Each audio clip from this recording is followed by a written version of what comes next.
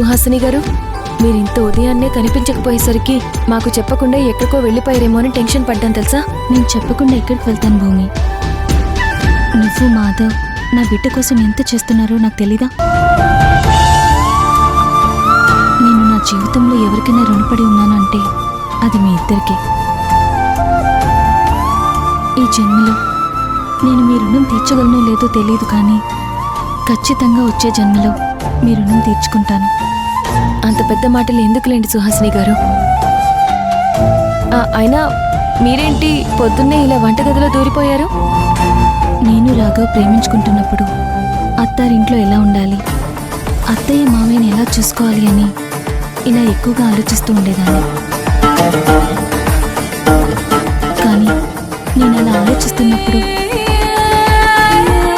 ఒక్క తదాస్తు దేవత కూడా తదాస్తు అనలేదనుకుంటా. అందుకే మా పెళ్లి జరగలేదు. అదే మా పెళ్లి జరుగుంటే అప్పుడు నీతో పాటు నాకు కూడా అత్తారిల్లు అయి ఉండేది. అప్పుడు నా భర్తతో పాటు ఇంట్లో వాళ్ళందరికీ సేవలు చేస్తూ అందరితో కలిసిమెలిసి ఉండేదాన్ని. ఆ ఆనందం నాకు దేవుడు ఇవ్వలేదు, కానీ మీ ఇద్దరి రూపంలో ఆ దేవుడు నాకు వరం ఇచ్చాడు. నన్ను ఈ ఇంటికి తీసుకొచ్చారు. ఈ ఇంట్లో 4 రోజులు గడిపే వరాన్ని మీరు నాకిచ్చారు. ఇప్పుడైనా నాకు మిగిలి ఉన్న చిన్న చిన్న కోరికలు ఈ ఇంట్లో తీర్చుకుందామని వంటగదిలోకి వచ్చాను. అత్తయ్య మావయ్యలకి నా చేత్తో టీ కాఫీలు ఇవ్వాలని నా ఆశ. అందుకే ఈ చిన్న ఆశతో పనిలో పడిపోయాను. మీ ఆశ చాలా మంచిదే, కానీ మీరు ఇలాంటివన్నీ చేస్తే అలేఖ్య లాంటి వాళ్ళకి ఊరికే అనుమానం వస్తుంది. అలేఖ్య ప్రతి విషయాన్ని భూతద్దంలో పెట్టి చూస్తుంది, అనుమానిస్తుంది, అనుమానంగా మాట్లాడుతుంది.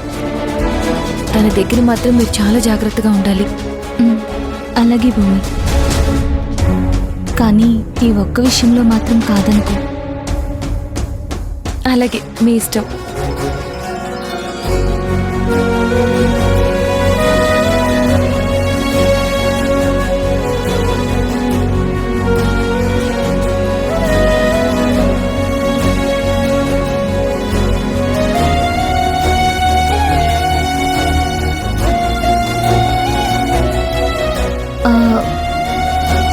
ప్రతి విషయంలో మిమ్మల్ని ఇబ్బంది పెడుతూనే ఉన్నాను కదా, సారీ. మనలో మనకి సారీ ఏంటి సుహాసిని గారు? వెళ్ళండి, మీ చేతులతో అత్త మామలకి కాఫీ అంటే ఇవ్వండి.